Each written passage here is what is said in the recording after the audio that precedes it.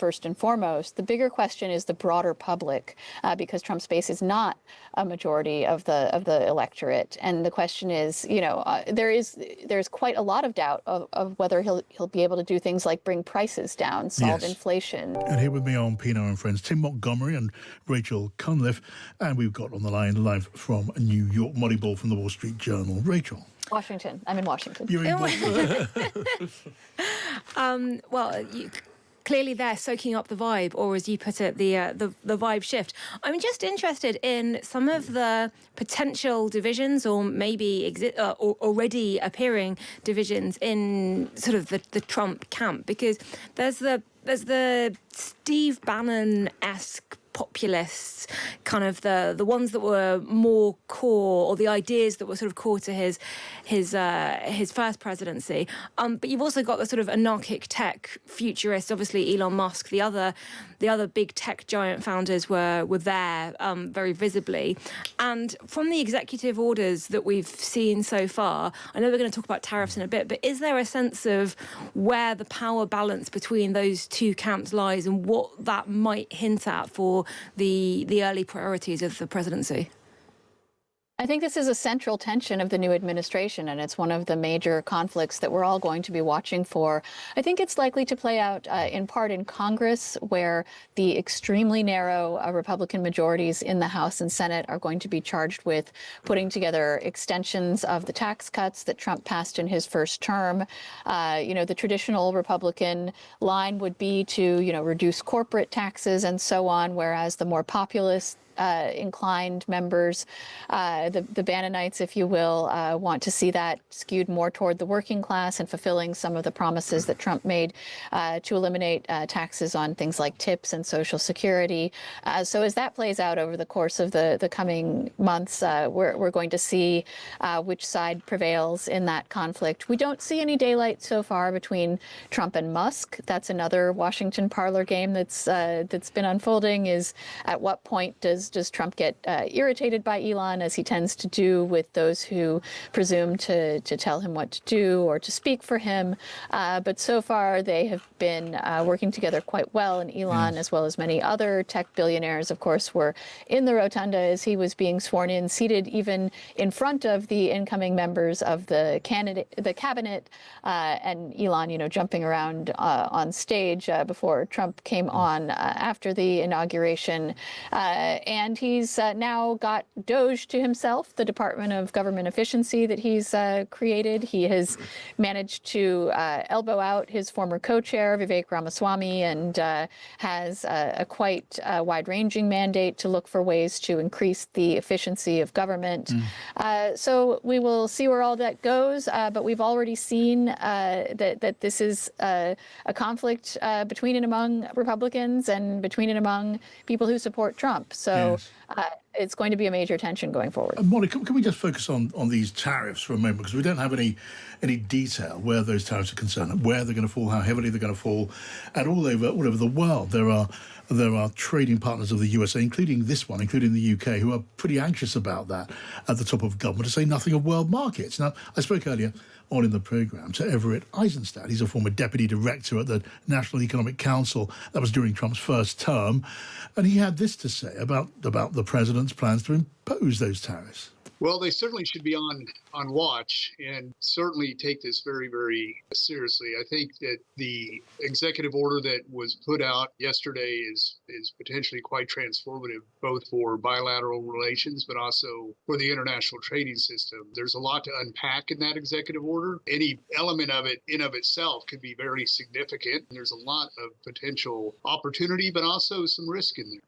Well, I mean, absolutely there are risks there. And it's such a central tool in Donald Trump's toolbox. And so many economists, Molly, would say that imposing heavy tariffs of the kind that at least been discussed in the run-up to this moment, they would cost American jobs, they'd put up inflation, they might tip America into recession, they would antagonize America's allies. Can you tell us any more about the split which we are reading is there high up in Donald Trump's team on either sides or many sides of this question?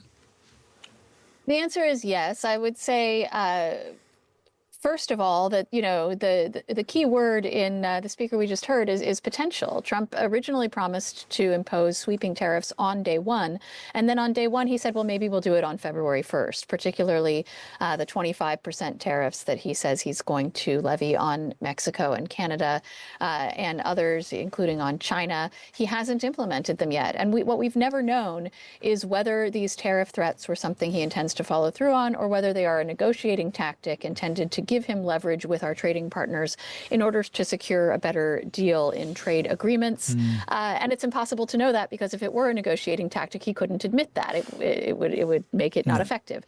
So we still don't know where this is headed. I think it's quite telling that it didn't happen on day one. It tells you that the dissenters within his orbit do have some sway and have gotten him to at least delay these tariffs. But I think the other important thing about what you just said is that Trump does not agree with the economists' consensus. He thinks that all of those economists, and it is about 99% of credentialed economists, he thinks they're all wrong. And he believes that tariffs simply will not have that result in practice. He's creating what he calls the External Revenue Service in order to levy these duties on foreign countries. He believes that this is free money that other countries will pay and that will enrich the United States. So when and if he gets around to actually imposing the tariffs, we'll see if he's right. Yeah, some of us thought there already was a U.S. Customs Service. You don't really need a new department called the External Revenue Department. He was Tim Montgomery.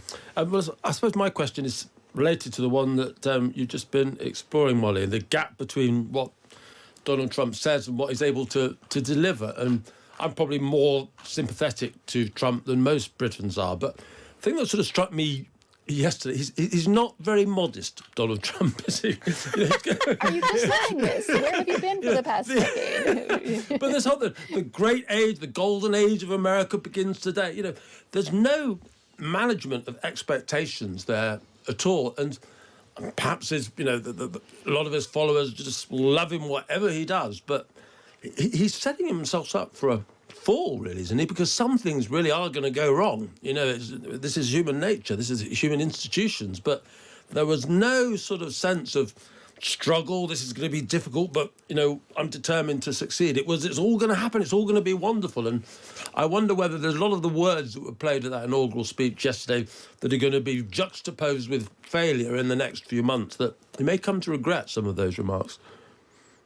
Yeah, well, he's never been a very modest person. And I think, his supporters viewed that sort of rhetoric in his inaugural address as a necessary sort of attitude adjustment for an America that has been sort of down in the dumps for far too long. For several decades now, large majorities of the American public have believed that the country is on the wrong track and have sort of ceased to hope that things can be better. So part of what Trump and the people around him want to do is restore a sense of American ambition, that we can conquer new lands and plant the flag on Mars and this sort of thing. Now, there's an audience for that. Is it the majority of the American public? I don't know. And to your point, not all of the things he wants to do are going to be popular or effective. And so as this administration unfolds, we will see whether people, give him the benefit of the doubt, people particularly outside his most loyal base, because he did assemble a quite broad and in many ways self-contradictory coalition, a big tent in winning the election. And he promised so many things, some of them contradictory, that he won't be able to fulfill all of those promises. So we'll see how it goes. You'll know, Molly, that we had in our country not so long ago a certain blonde-headed prime minister who was there. Actually, we had two former blonde-haired prime ministers at the inauguration yesterday. I'm talking about Boris Johnson, and he was associated with what we used to call boosterism. And you're talking about something rather similar. But I saw an opinion poll survey which told me that something like 80% of Donald Trump's supporters expected him to deliver on the promise of tariffs as it's been laid down. And in the high 70s, when it came to migration, and when it came to deporting millions upon millions of unlawful, undocumented migrants. And in both of those cases, it may be, if they truly believe that's going to happen in the way they've heard, as Tim says, there may be a certain amount of disappointment about the place and certainly a lot of explaining to do. In my experience, Trump supporters cannot be disappointed. They are loyal to him, and they will accept whatever excuses that he makes. I remember shortly after he won his first election in 2016, he began holding his big rallies again, and I went to one of them, and I was asking people exactly this question in the audience, and this one man said to me, well, he's definitely got to build the wall. There's no ambiguity about that. He absolutely promised to do it. And then he said, well, but if for some reason he can't do it, I mean, maybe Congress gets in the way, maybe things happen. Well, I would understand that. So I don't think you can overestimate the degree to which Trump supporters are willing to forgive him or accept his excuses for things that he's not able to get done. I think the bigger question, since Trump has always governed with his base in mind first and foremost, the bigger question is the broader public, because Trump's base is not a majority of the electorate. And the question is, there's quite a lot of doubt of whether he'll be able to do things like bring prices down, solve inflation. And that was a central promise of his as well, and something that most economists believe is impossible. Even if he's able to bring down the rate of inflation, it probably wouldn't be a good thing for the economy to actually make prices go down. So there's skepticism that he'll be able to do that, and particularly if the economists are right about the tariffs, he could be confronting a situation where inflation once again gets out of hand. Yeah, well, I can tell you, Molly, if you could bottle that high faith, which is easily replaced by forgiveness when promises aren't delivered. I can think of a serving prime minister in this country and one or two former prime ministers who'd be very happy to be in the market for that elixir. For now, Molly Ball at the Wall Street Journal, really a pleasure to talk to you, Molly. Let's hopefully talk again soon.